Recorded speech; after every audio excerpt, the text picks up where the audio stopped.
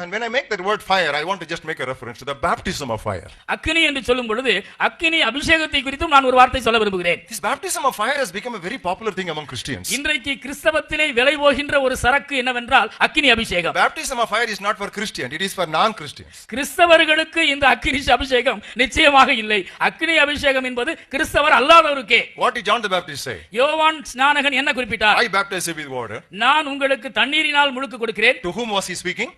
யாரிடத்தில் அவர் பேசுகிறார்? He was speaking to a group of both converted and unconverted people, the multitudes. மனம் திரும்பிய மனம் திரும்பாத திரள் கூட்ட மக்களை நோக்கி அவன் பேசுகின்றார். I baptize you with water. நான் உங்களுக்கு தண்ணீரினால் முழுக்கு கொடுக்கிறேன். One mightier than I is coming. என்னிலும் மேலானவர் ஒருவர் வருகிறார். Whose sandals I am not worthy even to loose. அவருடைய காலணியை அவிழ்ப்பதற்கு கூட நான் தகுதி உள்ளவன் அல்ல. He shall baptize you with the Holy Spirit and with fire. அவர் உங்களை பரிசுத்த ஆவியினாலும் அக்கினியினாலும் ஞானஸ்நானம் படுத்துவார். What is that fire? இந்த அக்கினி என்பது என்ன? John the Baptist immediately answered. யோவான் ஸ்நானகன் உடனடியாக பதில் கொடுக்கின்றார். He has a fan in his hand. தன்னுடைய கையிலே அவர் தூற்றுக்கூடையை வைத்திருக்கின்றார். Thoroughly he will purge his floor. அவர் தரையை சுத்தமாக கூட்டுவார். All the good grains he will gather to the barn.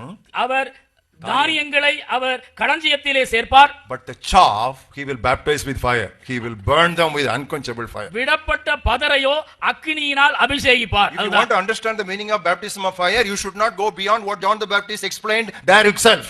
அக்கினி அபிஷேகத்தை குறித்து நீங்கள் நன்றாக விளங்கிக் கொள்ள வேண்டுமானால் யோவான் ஸ்நானகன் குறிப்பிட்ட அந்த விளக்கத்தை தாண்டி எங்கேயும் போக கூடாது. Because he is the one who gave that explanation even in his very talk. அக்கினி அபிஷேகத்தை குறித்து குறிப்பிட்டதே இந்த யோவான் ஸ்நானகன் தானே. And he said another thing also. இன்னொரு காரியத்தையும் அவர் குறிப்பிட்டார். Even before talking about this. இந்த காரியத்தை சொல்வதற்கு முன்னமாகவே அவர் அதை சொன்னார். Axe is laid at the root of every tree. கோடரியானது மரங்களின் வேரருகே வைக்கப்பட்டுள்ளது. And every tree that does not bring forth fruit shall be cut down and baptized with fire. கனிகொடாத மரம் எதுவோ அந்த மரம் எல்லாம் வெட்டப்பட்டு அக்கினி அபிஷேகத்திற்கு உட்படுத்தப்படும். How is it? எப்படி இருக்கு? That's the simple truth. இதுதான் எளிமையான உண்மை. I am not twisting it. நான் இதனை திருக்கவில்லை. But that's what he said. அதைத்தான் அவர் அப்படி சொன்னார். He said very clearly. He gave the explanation. மிக தெளிவாக கோனார் விளக்கவுரையோடு கூறியிருக்கின்றார்.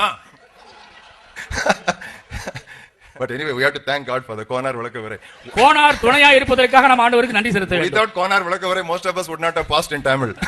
கோனார் நமக்கு துணை இல்லை என்றால் நாம் எங்கே ஈடேறுவது?